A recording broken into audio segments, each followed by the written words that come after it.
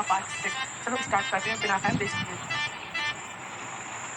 जैसा कि मैंने आपको बताया था, जियो अकेडमी के पास एक इंसान मरा हुआ मिलता है, तो उसका खून का इंतजाम चैन के ऊपर लगा दिया जाता है। तभी वहाँ पे और अकेडमी के लोग आ जाते हैं और वह चैन पर खून का इंतजाम देने लगते हैं। तभी हमारा चैन कहता है ये खून मैंने नहीं किया, और ये लोग उसकी एक बात नहीं सुनते और जाके उसकी शिकायत कर देते हैं कि तुम्ही ने इसको मारा है।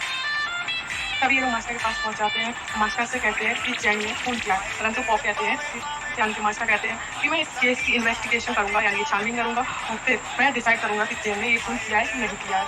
और इन सब लोगों से कहते हैं अभी तुम्हारे पास कोई साक्ष्य नहीं है कि चैन ने मारा है, और अभी हमें थोड़ा समय चाहिए इसको ढूंढने के लिए, और तब तक के लिए आप सब लोग जा सकते हैं। और ये लोग वहाँ से चले आते हैं। तब ये खून का इंतजाम टैंक के सिर पर मारा जाता है और चैन के टैंकर के पिताजी पर सब लोग हमला कर देते हैं और टैंक के पिता बीमार हो जाते हैं और चैन उनसे मिलने आता है। तभी हमें टैंक का भाई दिखाया जाता है जो कहता है कि अब तुम और मुसीबत खड़ी मत करना पिताजी के लिए। और यहाँ पे इसके बारे में हमें इतना पता चलता है कि ये अच्छा इंसान बनने का दिखावा कर रहा है, नौटंकी। तभी हमारे चैन को अरेस्ट कर लिया जाता है, जो टॉम के द्वारा ये चीफ ऑफिशियल क्राइम डिपार्टमेंट के चीफ है, यानी जिस केस को चैन को बारे में दिया गया है उस केस की इन्वेस्टिगेशन ये महाराज कर रहे हैं। और यहाँ पर ये चैन को बहुत मारते हैं। मारने के बाद चैन से कहते हैं तुम अपना गुनाह कबूल करो, परंतु हमारा चैन कहता है मैंने कोई गुनाह ही नहीं किया है, तुम क्या कबूल करो, और वह कबूल नहीं करता है और हमारा चैन बहुत तकलीफ में होता है। तभी हमें इस चीफ के साथ लॉर्ड यार्ड दिखाए जाते हैं, तो हमें पता पड़ता है कि लॉर्ड यार्ड ने इसे पैसे दिए होते हैं कि तुम चैन को मारो, और ये कहता है कि मुझे चैन को मारने में बहुत मजा आ रहा है, मैं इसको 4 घंटे में मार सकता हूँ, यानी कि खत्म कर सकता हूँ, परंतु मुझे बहुत मजा आ रहा है तो मैं इसे धीमे धीमे मारूंगा। और ये इसकी हंसी उड़ाते हुए वहाँ से चला आता है। तो हमें यहाँ से ये पता पड़ता है कि इस साजिश में लॉर्ड यार्ड मिले हुए हैं, और पता नहीं इसमें कितने लोग मिले हुए होंगे, ये आपको आगे जाने का मौका मिलेगा। अभी वहाँ पे रोजू आती है चैन से मिलने के लिए, और चैन रोजू को देखकर बहुत खुश होता है और कहता है कि तुम मुझ पर भरोसा करती हो, ये खून मैंने नहीं किया। चैन कहती है चैन कहता है कि तुम पता नहीं तुम मुझ पर भरोसा करोगी कि नहीं, पर रोजू कहती है मुझे तुम पर भरोसा है क्योंकि तुम मेरे बचपन वाले मित्र हो, तुम ऐसा नहीं करोगी, तुम एक अच्छे इंसान हो, मैं पता लगा लूंगी कि ये खून कौन कर रहा है, तब तक के लिए तुम्हें अपना ख्याल रखना होगा। और ये वहाँ से चली जाती है। तभी हमारी प्रिंसेस को चिंता होती है चैन की, और वह अंकल से कहती है कि मुझे चैन से मिलना है, परंतु अंकल मना कर देते हैं कि इन सब कचरों में मत पड़ो, इन सब कचरों से दूरी रहो तो अच्छा रहेगा। तो हमारी प्रिंसेस कहती है कि अंकल आपको भरोसा नहीं है चैन ने ये सब नहीं किया हुआ। तो अंकल कहते हैं मैं ये सब जानता हूँ, कुछ नहीं नहीं किया, कोई उसे फंसा रहा है, परंतु मैं मैजिस्ट्री की नजरों में गलत नहीं बनना चाहता, तो तुम इन सबसे दूर रहो। और ये अंकल से झूठ बोलकर चैन से मिलने चली जाती है, तो ये सबकी क्रोडेज होती है। तो ये वहाँ पे पहुंच जाती है, तो हमारा चैन कहता है कि तुम यहाँ पे क्यों आई। तो हमारी प्रिंसेस कहती है मुझे तुम्हारी चिंता हो रही थी इसलिए मैं यहाँ पे चली आई, कि तुम ठीक तो हो। तो हमारा चैन कहता है कि मुझे किसी ने यहाँ फंसाया, ये लोग मुझे बहुत टॉर्चर कर रहे हैं, मैं ठीक हूँ, मैं टेंशन लेने की जरूरत नहीं है, मैं अपना गुनाह कबूल नहीं करूँगा जबकि मैंने कोई गुनाह ही नहीं किया है, ये मुझे उस गुनाह की सजा देना चाहती है जो हम में से किसी ने नहीं किया। तो वही कहती है प्रिंसेस कि आप टेंशन मत लो, मैं जल्दी से जल्दी इसके बारे में पता लगाऊंगी और आपको यहाँ से बाहर निकालूंगी। और ये रोने लगती है। तभी चैन कहता है तुम यहाँ से चली जाओ, वरना यहाँ पे कोई तुम मेरे साथ देखेगा, तुम्हें सजा मिल जाएगी। तो प्रिंसेस चैन की बात मानकर वहाँ से चली जाती है। तभी हमारा चैन अपने पापा के बिजनेस में पहुंच जाता है, यानी जो जिसके पिता काम करते थे उसको जानने के लिए पहुंचता है और कहता है मुझे अकाउंट की किताब दो, यानी जिसमें खाता लिखा जाता है उसका किताब दो। तो जो अकाउंट की किताब रखता था वह बहाना बनाते हुए कहता है कि हर महीने अकाउंट की किताब चेक की जाती है और हर महीने उसे बदल दिया जाता है, तो मुझे नहीं पता पुरानी अकाउंट्स की किताबें कहाँ रखी हैं, मुझे कुछ समय दीजिए, मैं आपको ढूंढ के दूंगा। और यह टैंक को उल्टी बातें बताने लगता है। तो हमारा टैंक भी जिद्दी होता है, वह कहता मुझे और कोई मतलब नहीं, मुझे अकाउंट की किताब चाहिए, और आप उसको ला के दे, मुझे लग रहा है कि कुछ हेरा फेरी हुई है और कोई मेरे ही घर से इस मर्डर में शामिल है। तभी काफी सारे लोग जीवा कर्मी के सामने आ जाते हैं, प्रिंसेस उन्हें हैंडल करने लगती हैं और कहती है तुम्हें यहाँ क्यों आई हो। तो वह कहते हैं कि तुम्हारी इस जीवा कर्मी को बंद करना हुआ क्योंकि तुम्हारे चैन ने और टैंग ने इसका खून किया है और तुम्हारे दोनों लोग मर्डरर हैं, उनको सजा मिलनी चाहिए। तो हमारी प्रिंसेस कहती हैं अभी तो ये साबित नहीं हुआ कि उन्होंने खून किया है कि नहीं किया, आप कैसे कह सकते हैं उन्होंने खून किया है, आप अपने मन से ही कुछ भी बोल रहे हैं। हमारी प्रिंसेस इनसे अकड़ती हैं और उन्हें भगाने की कोशिश करती हैं। तभी वहाँ पे पॉप आ जाती है और कहते हैं कि अभी ये साबित नहीं हुआ है कि उन्होंने खून किया है कि नहीं, तुम लोग यहाँ से जा सकते हो, और ये लोग वहाँ से चले जाते हैं। तभी हमारा टैंक मिस मायू से मिलता है और कहता है कि तुम मुझे एक चांस दो, मुझे अपनी बेगुनाही साबित करने के लिए, क्या मुझे वह वेपन देखने को मिलेगा, वह हथियार मिलेगा जिससे खून किया गया है। तो मिस मायू पहले मना करती है कि मैं उस हथियार को तुम्हें नहीं दिखा सकती, परंतु फिर वह राजी हो जाती है कि हाँ तुम उस हथियार को एक बार देख सकते हो, कल शाम को 4 बजे आ जाना। तो टैंक यह सुनकर खुश होता है और कहता है कि हाँ मैं कल शाम को 4 बजे आ जाऊँगा, अपनी बेगुनाही को साबित करके रहूँगा। तभी हमें कई सारे लोग मास्क पहने जियो अकेडमी में घुसते हुए दिखाई जाते हैं, कई जियो अकेडमी में घुस रहे होते हैं, चोरी छिपे कुछ ढूंढ रहे होते हैं, अब पता नहीं क्या ढूंढ रहे हैं, आगे पता पड़ेगा। तभी हमारा टैंक उस हथियार को उठाने की कोशिश करता है कि ये हथियार मुझसे उठ नहीं रहा है, तो मैं इससे खून कैसे कर सकता हूँ। जिसने भी इससे खून किया होगा वो बहुत ताकतवर होगा। तभी इसे ये मास्क पहने हुए लोग दिखते हैं और कहते हैं कि क्या कलर घोटाला है, ये क्यों आया, और ये छुप जाता है। तभी हमारा टैंक इन लोगों को पीछा कर रहा होता है और कहता है यहाँ क्या कर रहे हो, रुको रुको रुको, और ये लोग इस पे हमला करने को आते हैं। तभी टैंक की गोल गोल से आपको दिख रहा है, इसको घुमा देता है और ये फंस जाते हैं, यानी कि ये लोग स्थिर हो जाते हैं। तभी हमारा टैंक इनको तलवार से मारने जा रहा होता है, तो इसे ये नहीं पता कि इस गोले के अंदर जो भी आएगा वो भी स्थिर हो जाएगा। तो ये उसको इनको मारने जा रहा होता है और ये गोले के अंदर जाते ही वहाँ पे स्टैचू बन जाता है। तभी वहाँ पे हमारा दोस्त आता है और वह कहता है क्या हुआ, तुम लोग ऐसे क्यों कर रहे हो, क्या बात है। तो ये इसी गोल गोल चीज को घुमाने लगता है डर से उधर, और ये लोग फिर से फ्री मूव है। तभी ये समझ जाता है कि इन लोगों को किसने स्थिर किया। तो ये एक रस्सी लाता है, वो टैंक के गले में डालता है और उसे खींचता है और वो रस्सी की मदद से टैंक को वहाँ से बाहर निकाल देता है। तभी ये लोग एक बड़ा सा हथौड़ा लाते हैं कुत्ते की, फिर उन्हें जब कहीं करें तो एकदम हथौड़ा मार दे, तो इससे ये लोग मर जाएंगे। परंतु ये जैसे ही उसे मारने आ रहे होते हैं तो ये गिर पड़ते हैं, हमारे दोस्त को चोट लग जाती है और वह कहते हैं ये लोग कहाँ गए, ये लोग कहाँ गए, और ये आपस में बातें करने लगते हैं कि ये लोग कौन थे, कैसे आए और कहाँ चले गए, और आपस में हंसते हैं और कहते हैं आज तो बच गए।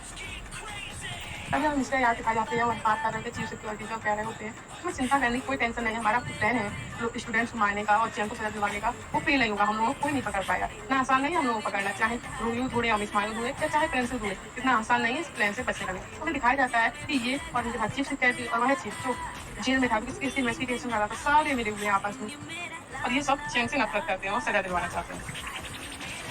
तभी हमें टैंक और उसका छोटा भाई दिखाया जाता है। टैंक से वह कहता है उसका छोटा भाई देख ब्रदर आप आ गए, आप पुराने अकाउंट की क्यों खोल रहे हैं, आपको उनमें क्या मिल जाएगा, यानी कि आपको उससे क्या फायदा है, आप क्यों मुझसे बताते रहते मेरे लिए मेरे पिता के लिए, और फिर उसको खड़ी छोटी सुनाने लगता है। तो टैंक कहता है कि तुम्हारा बिजनेस नहीं है, तुम इससे दूर रहो, मुझे जो करना है मेरा काम है, तुम अपने काम से काम रखा करो, मेरे काम में काम कराया करो। कि इन दोनों भाइयों में यहाँ दिखाया जाता है आपस में नहीं पड़ती। और वहाँ पे कई सारे नौकरों को बुलाता है, टैंक खड़ा करता है और कहता है कि तुम ऐसे किसी ने इस वेपन को इस्तेमाल किया होगा, क्योंकि हमारे परिवार में ये वेपन कई सालों से इस्तेमाल नहीं किया गया है। अब मुझे आप लोग खुद बताएंगे कि आप में से किसने इस वेपन को इस्तेमाल किया और मदद किया है, क्या मैं खुद पता लगाऊँ। तो ये सब लोग एक दूसरे का मुंह देखने लगते हैं, परंतु इनमें से किसी ने खून नहीं किया होता है, यानी किसी ने भी मर्डर नहीं किया होता है। और हमारा टैंक फिर से इस केस की इन्वेस्टिगेशन करने लगता है, यानी खोजबीन करने लगता है। तभी हमारा टैंक एक इंसान को बुलाता है और वह कहता है कि हमारी फैमिली में हर साल कई सारे हथियार बनते हैं और कई सारे हथियारों को बर्बाद भी कर दिया जाता है, इस सर्वर उन हथियार को इस्तेमाल नहीं किया जाता। तो ये हथियार इतना पुराना हमारी फैमिली में इस्तेमाल कैसे हुआ और जिसने इसी हथियार से खून क्यों किया, हाँ, और हमारी फैमिली पे इस तक क्यों जा रहा है स्कूल का। तो टैंक को कुछ साल में काला लगता है और वह कहता है कि इस केस के बारे में किसी को पता नहीं लगना चाहिए और इसकी धीमे से छानबीन करो। तो हमें दिखाया जाता है दूसरे हैंड पे टैंक का छोटा भाई, उसके साथ वही इंसान होता है जो भी कुछ देर पहले टैंक से बात कर रहा होता है और ये कहता है आके इससे कि मुझे लग रहा है टैंक को हम लोगों पे शक हो गया है और हम लोगों का रास्ता भी नहीं खुल सकता है। टैंक कितना कहता है चिंता करने की कोई बात नहीं, हम लोग नहीं पकड़े जाएंगे, और इसे दिलासा देता है कि उसके पास कौन सबूत नहीं है कि ये खून हमने किया। तो यहाँ हमें पता पड़ जाता है कि खून में हाथ काफी सारे लोगों और इसमें सबसे बड़ी साजिश की है टैंक के भाई ने। और टैंक का भाई कहता है कि ये लोग कभी भी नहीं पता लगा पाएंगे ये खून मैंने किया है। टैंक इस खानदान का लड़का जरूर है पर मेरे पिता की दौलत का वारिस है। तो मुझे हम लोगों को दिखाया जाता है कि इन लोगों के लिए पावर को लेकर लड़ाई होती है, ताकत के लेकर इस परिवार को आगे कौन चलाएगा। वैसे टैंक हो रहा है टैंक को चलाना चाहिए, परंतु ऐसा नहीं है, इसको चाहे इससे नफरत करता है और ये टैंक को पसंद नहीं करता और टैंक को सजा दिलवाना चाहता है, इसीलिए इसने ये खून किया। तभी इसका छोटा भाई कहता है कि आप इन सब मामलों से दूर है, कुछ दिन के लिए शहर छोड़ के यहाँ से चले जाओ और इन सब बातों से बाहर है, आपको इन सब चीज़ों की टेंशन लेने की जरूरत है। तो इसको मतलब का शहर छोड़ने की इसका मदद कर देता है, ये इसको मार देता है चाकू, यानी कि जब कोई साक्षी नहीं रहेगा तो कौन रहेगा किसने खून किया है, तो ये इसको मार देता है जिससे कि मैं पकड़ा नहीं जाऊँ।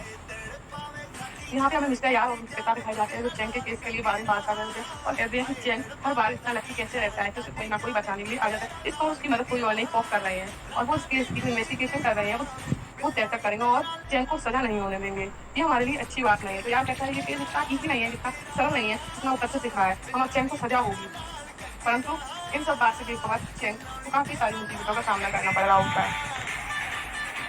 तभी मिस्टर यार के पापा उन्हें ड्रैगन की देते हैं और कहते हैं ये ड्रैगन का जो कुछ है ये तुम अपने पास रखो, इसको अपनी शक्तियों को और बढ़ा सकते हो, अपनी पावर को इम्प्रूव कर सकते हो और तुम इससे ज़्यादा ताकतवर बहुत जल्दी बन जाओगे, यानी कम समय में। और ये इसको लेकर बहुत खुश होता है और ये ट्राई करता है अपनी पावर को बढ़ाने की। ये देखता है कि पहली बार में इसकी पावर में काफ़ी सारी सुधार आया है और ये बड़ा खुश होता है। और तभी हमारा चैन टूट गया होता है और उस पर जो भी केस लगा था मर्डर का टूट जाता है और मर्डर का पता लगा देते हैं। तभी हमारा चैन ड्रैगन से मिलने को आता है और ड्रैगन को इस हालत में लेकर वह कहता है तुम्हारे साथ क्या हुआ।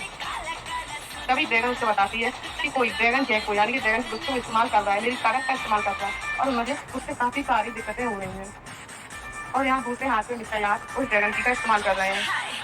तो वह कहते हैं इस ड्रैगन की का पता कैसा लगाया जाएगा कि ड्रैगन की किसके पास है और इस ड्रैगन की को कहाँ ढूंढ सकते। तो हमारी ड्रैगन बताती है कि ये चीज़ वो महारानी एक बार ले गई थी और उन्होंने अपनी खा यानी कि मिस्टर यार के पिता को दी है और इस चीज़ को आपको लाना हुआ, तभी मैं यहाँ से ठीक तरीके से बाहर निकल सकती हूँ और मैं अच्छी हो सकती हूँ। तभी हमारा सिंह कहता है कि तुम टेंशन मत करो, मैं इस ड्रैगन की को जल्दी जल्दी ले जाऊंगा, तुम्हारी शक्तियों को बचा लूंगा क्योंकि तुम्हारी शक्तियों को गलत इस्तेमाल कर रहा है। मैं तुम्हें यहाँ से निकाल लूंगा और यह वहाँ से चला आता है। तभी हमारे ड्रैगन कहता है रुको रुको 1 मिनट, रुको मैं तुम्हें कुछ देती हूँ। तो ये अपने बालों की एक लट काट के चैन के हाथ में बाल बांध देती है, फिर उसको कुछ मैजिक करती है और फिर ब्रेसलेट में कन्वर्ट कर देती है और कहती है तुम जब भी कोई प्रॉब्लम में होगी तो ये तुम्हें उससे बचाएगी और चैन फिर वहाँ से निकल आता है और हमारा चैन अपनी शक्तियों को इंप्रूव करने लगता है। तभी वह देखता है कि इस ब्रेसलेट उसको बदलाव हो रहा है और ये क्या बदलाव है वह इसको नोटिस करता है। तभी हमारी ड्रैगन सोचती है कि वहाँ पर मिस्टर चैन मेडिटेशन कर रहे हैं, उसे उसकी मदद करनी चाहिए। ड्रैगन भी उसके साथ मेडिटेशन करने लगती है और अपने पावर को मिस्टर चैन को ट्रांसफर करने लगती है। कहती है तुम एक अच्छे इंसान हो।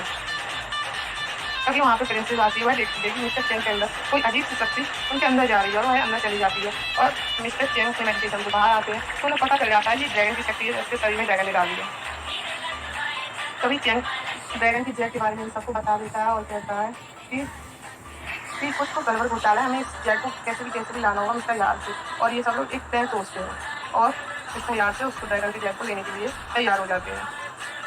तभी हमारा टैंक मिस्टर यार के घर पे जाता है उड़ते हुए और वही कपड़े पहन लेता है जिससे वह किसी को दिख नहीं सकता है। और तभी वहाँ पे एक सिपाही आता है, भाई टैंक के सीधे सामने चला आ रहा होता है। टैंक कहता है मैं कपड़ों में सीधे दिखता तो उन्हें इसको मैं कैसे दिख रहा हूँ और ये सीधे चला आ रहा है।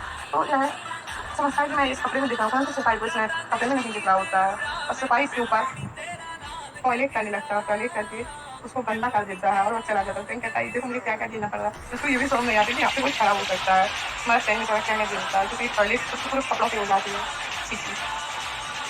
हमारे टैंक को अपने आप में से पूरा बदल लगती है और वह कहता है तो मुझे बाहर मिलना, मैं बाहर देखूंगा, अभी मैं यहाँ पे काम से आया हूँ। तभी हमारा टैंक वहाँ से जा रहा होता है तो सिपाही वापस बात करते हुए देखते हैं तो वह सोचता है मुझे इनकी बात सुननी चाहिए और वह सुनता है कि टैंक फैमिली में जितनी मुसीबत आई है वो सब मिस्टर याद लाए और वह अकाउंट बुक में भी कपड़ा मिस्टर याद नहीं है और टैंक फैमिली को देखते हैं सारी मिस्टर याद ने पहुँचाई है, परंतु मिस्टर याद को भी ड्रैगन जेल मिल गया है जिससे वो बहुत सारी अपनी ताकत बढ़ा सकते हैं और टैंक फैमिली को और भी नुकसान पहुँचा सकते हैं। तो हमारे टैंक को पता पड़ जाता है कि ड्रैगन जेट के फ्लोर के पास नहीं मिस्टर याद के पास है और वह इन सब बात को अनसुना करके मिस्टर याद के पास वह जेट पेमेंट चलाने के लिए चला जाता है। जैसे ही मैं थोड़े आगे पहुंचता है तो उसे कुत्ता दिखता है। कुत्ते को ये टैंक दिख रहा होता है, जो कुत्ते की आंखें बहुत तेज होती है वो अंधेरे में भी देख सकती है। कुत्ते को टैंक दिख रहा होता है, कुत्ता उसको भौंकने लगता है। तभी हमारा टैंक सोचता है मुझे यहाँ से भागना चाहिए, नहीं मुझे काट लेगा और ये कुत्ते से देख मुझे लगता है कि हमारा टैंक कुत्ते से बहुत डरता है और वहाँ से भागने लगता है। 1 2 3 हाँ वो क्या कर भाग जाता है और वह सबको आके बताता है मुझे कुत्ता काटने ही वाला था, उससे पहले मैं भाग आया, मुझे 6 साल का था मुझे कुत्ते ने एक बार काट दिया था, तब से ही मैं कुत्तों से डरने लगा हूँ। तो ये सब उसकी बातें हल्की हैं और हमारे चैन कहता है कोई बात नहीं, अगर ये प्लान फेल हो गया तो दूसरा प्लान है हमारे पास, मुझसे वर्क कर सकते हैं और नहीं सबको सजा दिलवा सकते हैं।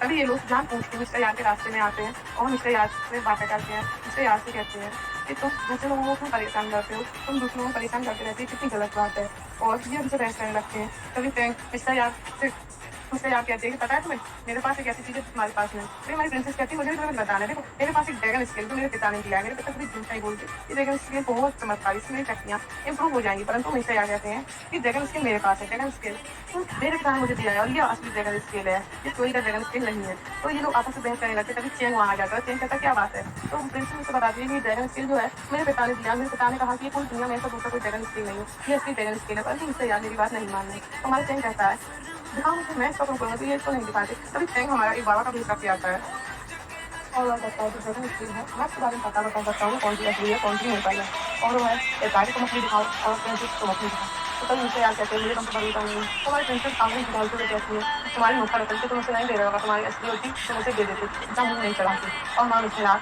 आग बुला हो जाता है और अपने ड्रैगन स्किल टैंक के हाथ में रख देता है, प्रिंसेस भी रख देती है। तो ये टैंक मौके का फायदा उठाकर उस ड्रैगन स्किल को बदल देता है और कहता है ये लो प्रिंसेस तुम्हारी ड्रैगन स्किल और ये लो मिस्टर यार तुम्हारी ड्रैगन स्किल। ये प्रिंसेस की ड्रैगन स्किल असली है और वह वहाँ से और कुछ कहता है, उससे पहले से कुत्ते दिख जाते हैं, कुत्तों को देख के वो वहाँ से भागने लगता है। तो कहता है तो ये मुझसे यार को कुछ गलत तो लगता है पर उन सब बातों से ध्यान नहीं देते और वापस चले आते हैं।